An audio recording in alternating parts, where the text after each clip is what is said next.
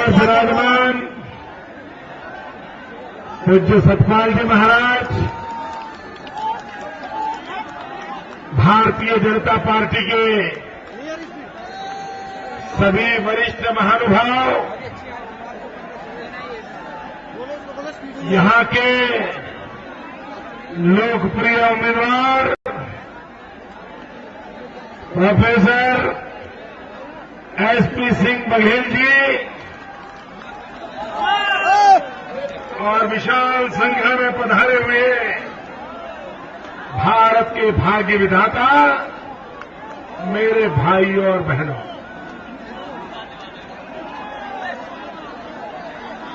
आज लग रहा है फिरोजाबाद की फिजा भी बदल गई है।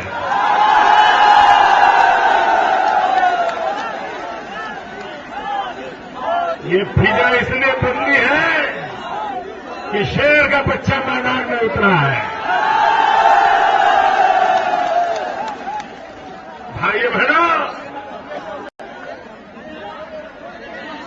जब एक शेर आता है ना तो बाकी सबका भागना तय हो जाता है।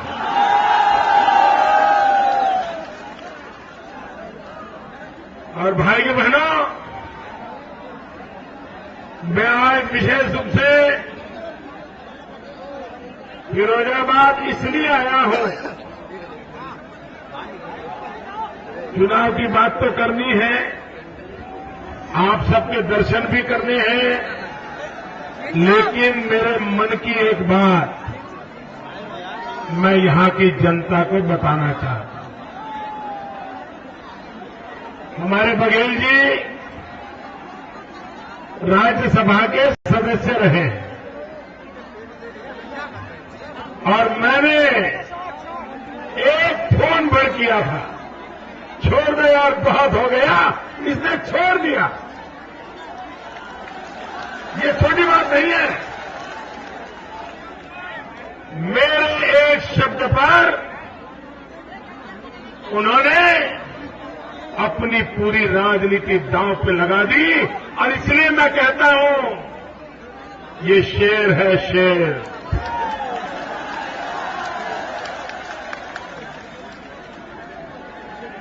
भाइयों बहनों, राजनीति में छुआछूत का चलन बहुत हो गया है। अगर कोई बीमार भी हो और दूसरे दल वाला खबर पूछने जाए तो पार्टी वाले निकाल देते हैं। ऐसी छुआछूत चलती है। ऐसी छुआछूत की राजनीति में भाइयों बहनों, ये शेर में ताकत है कि मेरे सभी शपथ समारोह में कभी वो डरा नहीं, अपनी पार्टी के लोगों से भी नहीं डरा। और मोदी के शपथ समारोह में एक भी शपथ समारोह नहीं है जिसमें मेरे बघेल वहां न आया हो। इसके लिए भीतर से ताकत लगती है, हिम्मत लगती है। अपने उसूलों पर चलने के लिए बहुत बड़ा नैतिक अधिष्ठान लगता है, तब जाकर के आदमी ऐसे फैसले करता है। भाइयों बहनों, आप मुझे बताइए कि आपको ये फिरोजाबाद का हाल बदलना है कि नहीं बदलना है? आपको ऐसे ही जिंदगी जीनी है कि कुछ ठीक करना है? ये मुझे बताइए, ये सबका आपका भले करेगा क्या? स यानी सपा, ब बसपा, का कांग्रेस, ये सबका पाप है जिसके कारण आपकी ये दुर्दशा है। भाइयों बहनों, हम बचपन से इस सुहाग नगरी के लिए सुनते आए हैं,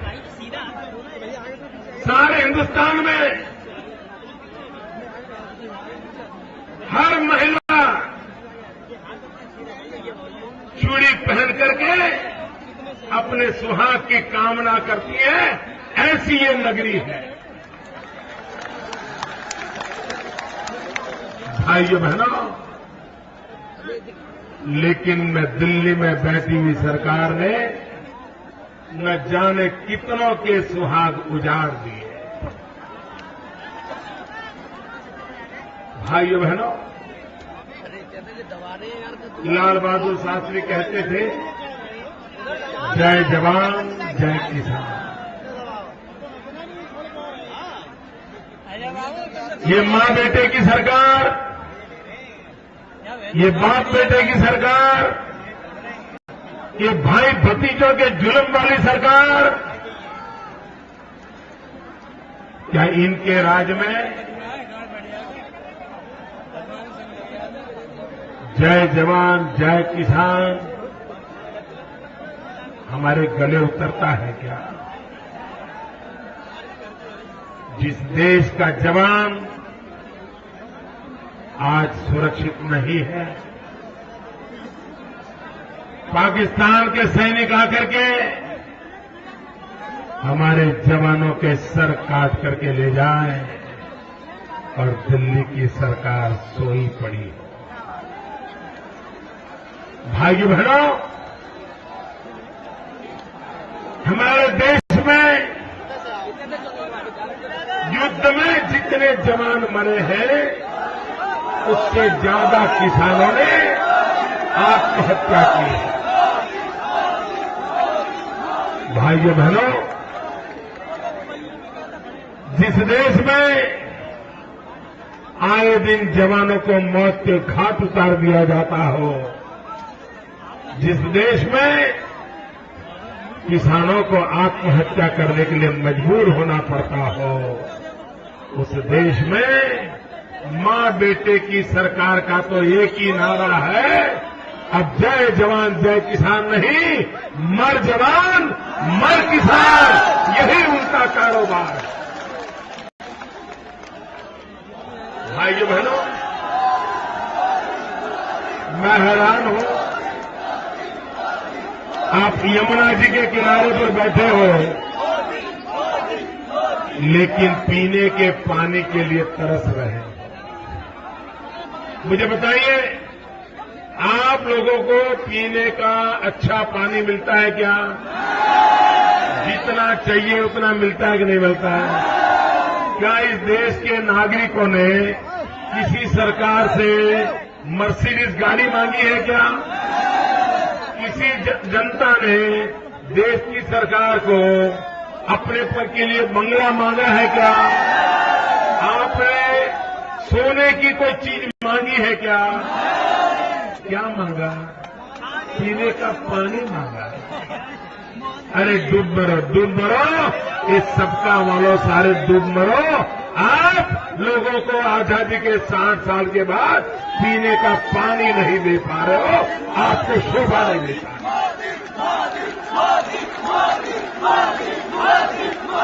भाई बहनों, सरकार कैसे चलती है मैं बताता हूं आपको, और कैसे चलनी चाहिए मैं आपको समझाता हूं। गुजरात में बारिश बहुत कम होती है और हमारे यहां तो बहुत सारा इलाका है वो रेगिस्तान है। इधर रेगिस्तान है, उधर पाकिस्तान है। भाइयों बहनों, मेरे यहां सिर्फ 2 नदियां हैं, एक नर्मदा और एक तापी। बाकी नदियों में 2 महीने भी पानी नहीं रहता, बारिश बहुत कम है और जमीन में 1500 फीट नीचे जाने पर भी पानी नहीं मिलता।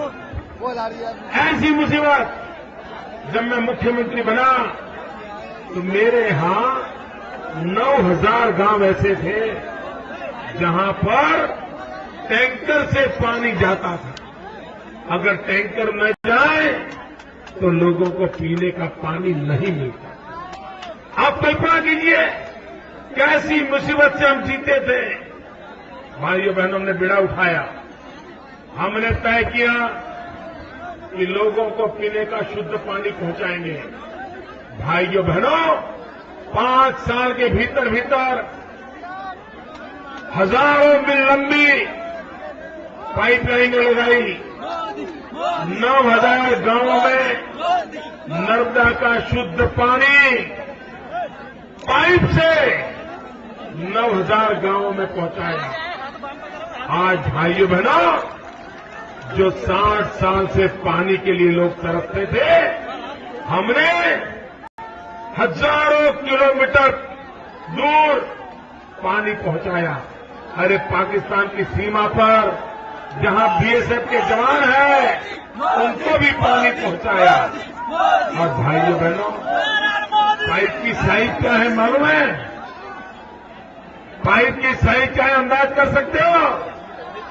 भाइयों बहनों, पाइप इतनी बड़ी लगाई है कि एक बाप बेटे की सरकार, उनका परिवार मारुति कार में बैठ करके पाइप के अंदर गाड़ी चला सकता है। इतना बड़ा पाइप से हम पानी पहुंचाते हैं। क्या यमुना के किनारे मेरे फिरोजाबाद को पानी नहीं मिल सकता है? इसीलिए तो भाइयों, देश को काम करने वाली सरकार चाहिए। भाइयों बहनों, मैं आज फिरोजाबाद में यहां के इलेक्शन कमीशन से आग्रह करता हूं,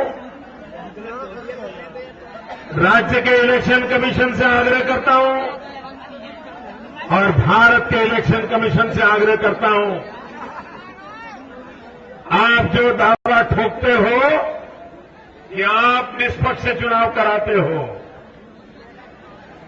मैं आपकी कसौटी इस बात पे देखता हूं कि आप फिरोजाबाद में निष्पक्ष चुनाव करा सकते हो कि नहीं करा सकते। यही आपकी कसौटी होगी। और मैं एक एक पोलिंग बूथ की निगरानी करूंगा, हमारी अपनी तरफ से वीडियो कैमरा लगाऊंगा और बाद में मैं जांच बिठाऊंगा। मैं देखता हूं आप कैसा कारोबार चलाते हो। आप इलेक्शन कमीशन का काम एम्पायर का है, उसको पक्षपात करने का अधिकार नहीं है। और जो निष्पक्ष है वो विश्वास करे, सरकारी मुलाजिम विश्वास करे, 16 मई के बाद सच्चे और अच्छे लोगों को दबाने की ताकत किसी में नहीं होगी। ईमानदार और सच्चे लोगों को रक्षा मिलेगी, न्याय मिलेगा। ये दिल्ली में आने वाली नई सरकार का वादा है। आइए,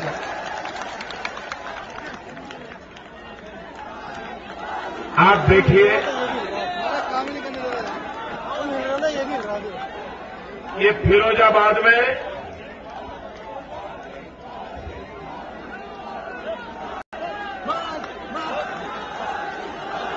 यहां में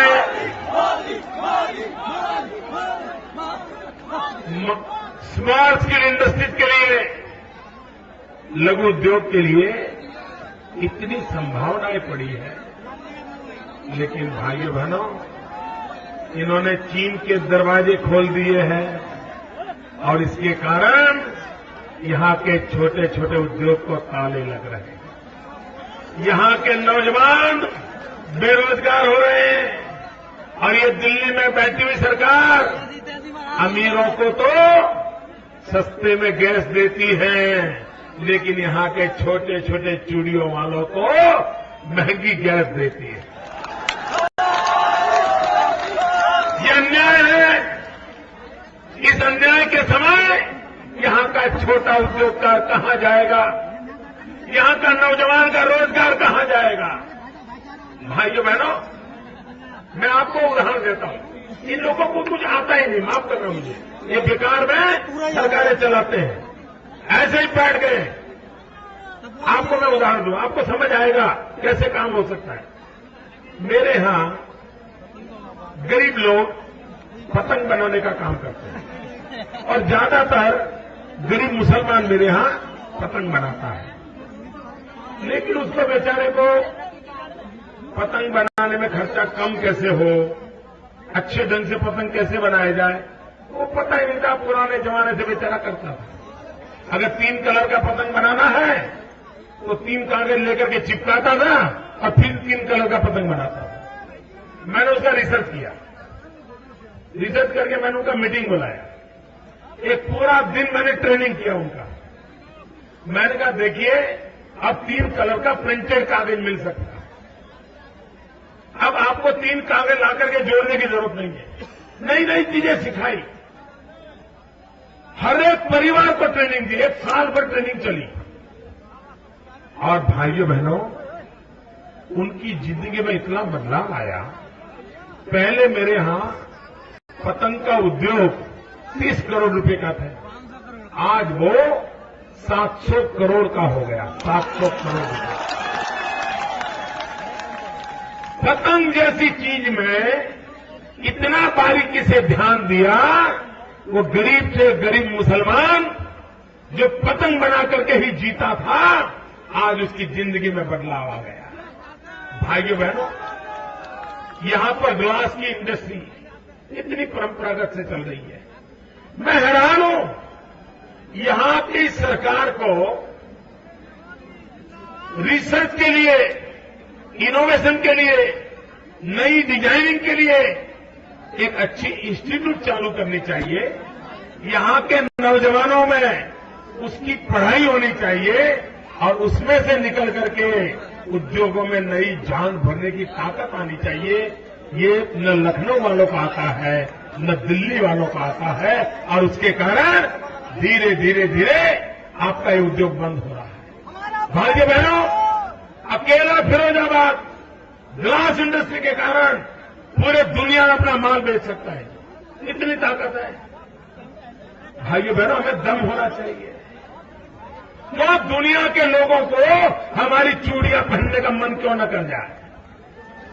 दुनिया की हर महिला को ये मन कर जाए कि जब तक ये चूड़ी पहन करके फोटो नहीं निकालती तब तक मेरा श्रृंगार अधूरा है। ये काम हो सकता है, नहीं हो सकता है? इनका दिमाग ही नहीं है जी। ये बेकार में कुर्सियों पर बैठ गए हैं। हटाओ दोस्तों, हटाओ ऐसे लोगों को, निकालो। भाइयों बहनों, भारत को आगे बढ़ाना है तो देश में 1000 जैसे फिरोजाबाद जैसे उद्यमी नगर है, 1000 से ज्यादा, उनमें जान भर देना तो पूरा हिंदुस्तान खड़ा हो जाएगा। ये ताकत है और मुझे ये काम करना है। मुझे आपके आशीर्वाद चाहिए, मुझे आपका। भाइयों बहनों, आप मुझे बताइए, ये दिल्ली की सरकार पर आपका रत्ती भर भरोसा है? आपका भला होगा ऐसी कोई आशा है?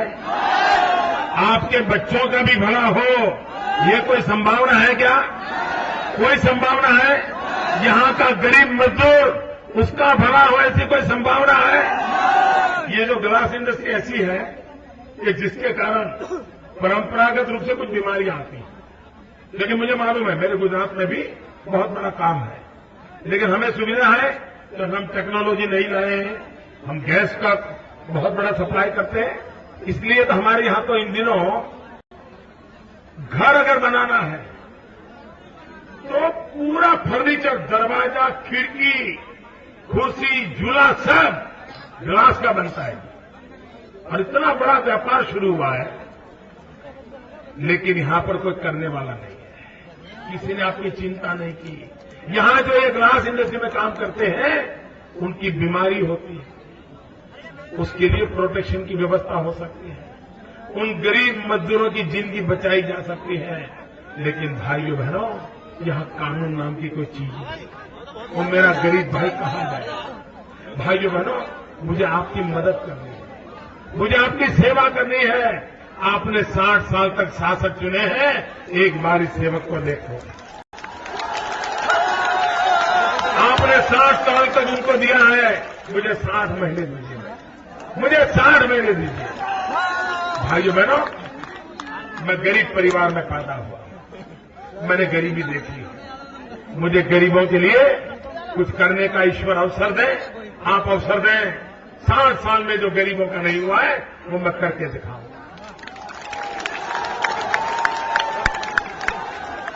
और मैं खोखली बातें नहीं करता हूं, मैं गुजरात में करके आया हूं भाइयों।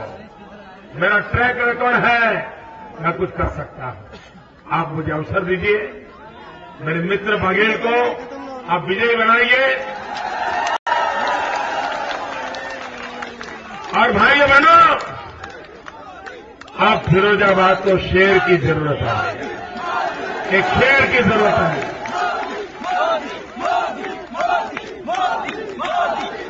और गर्मी कितनी क्यों न हो, गुंडागिर्दी कितनी क्यों न हो, वोट जरूर डालिए, कमल के निशान पे बटन दबाइए। भारत माता की।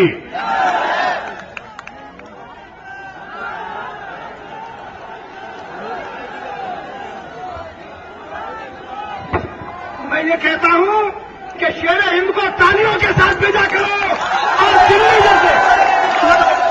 और दिल्ली से जब ये प्रधानमंत्री बन के आएंगे तो फिरोजाबाद का कायाकल्प होगा, उत्तर प्रदेश का कायाकल्प होगा, और देश का कायाकल्प होगा। सभी आने वाले भाइयों को, सभी माताओं को, बहनों को मैं बहुत बहुत धन्यवाद देता हूं। भारत माता की जय।